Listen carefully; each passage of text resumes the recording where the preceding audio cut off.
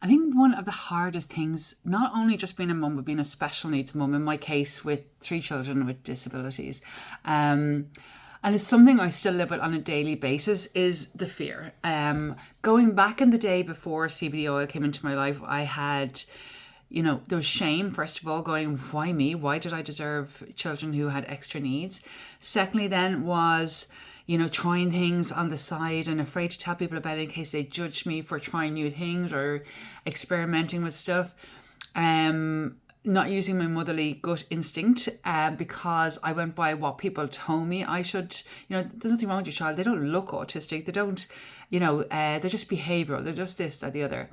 But one of the biggest things for me is my fear of dying. And not because I have a fear of dying, but as the movie title used to say, who will love my children? And it's one of the biggest things for me is because I know for a fact nobody will advocate for my children the way I do. Absolutely nobody. And that frightens the living shit out of me because, I spent now Molly's 9 is 9 years talking about them, advocating for them, trying to show people, and get people to educate people at that there's nothing wrong with having autism. There's nothing wrong with having Down syndrome. There's nothing wrong with me being me. There's nothing wrong with anybody. We're all just different. We're all just our own people. But being diagnosed with a child with Down syndrome, and I know there's so many new parents when they get that diagnosis are devastated and feel they're losing so much.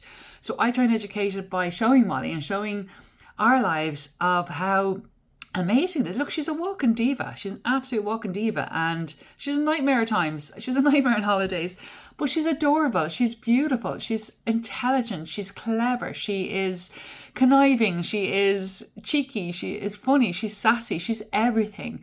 And I love her to death. She's my princess. And then we have Joshua, who's quirky, funny, so intelligent in so many ways. He can't dress himself very well, but he'll, and he probably will never be a scientist, but he's going to make a fortune as a YouTube blogger. He's going to make a fortune as a gamer. He's going to be a personality. And then I have my son, Jamie, who is the most intelligent, structured, amazing, absolute grounded person I've ever met, and has taught me so much about being a person and about being a mother and about having a son. And they each have brought me different things to my life, which were things when I got the diagnosis that I never expected to experience. So that's why I talk so much online about my kids, and that's why I share my journey, because for me, one, it's therapeutic, but secondly, it's also to show that it's not this big scary journey. Yeah, there's up and down moments. There's up and down moments with all children and all adults, but it's about educating people that you can have a life and have children with disabilities as such, or different abilities as I like to call it. And for me personally, I like to focus on the abilities, not the disabilities. So I focus on the strengths, not the weaknesses. And I have weaknesses too.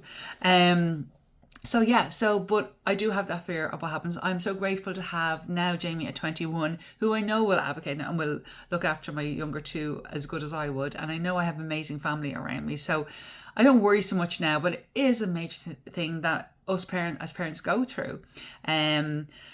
Like Molly will be with us for life. She's going to always be with us. And, it's not an easy thought to think of ever leaving her behind. I don't even like to think of that, but life goes on, life happens. So yeah, anyway, I just thought I'd share that. It came up there today, and I was thinking, God, when I go back to getting those diagnoses, how hard it was and how much goes through your head as a special needs mum or getting those diagnoses.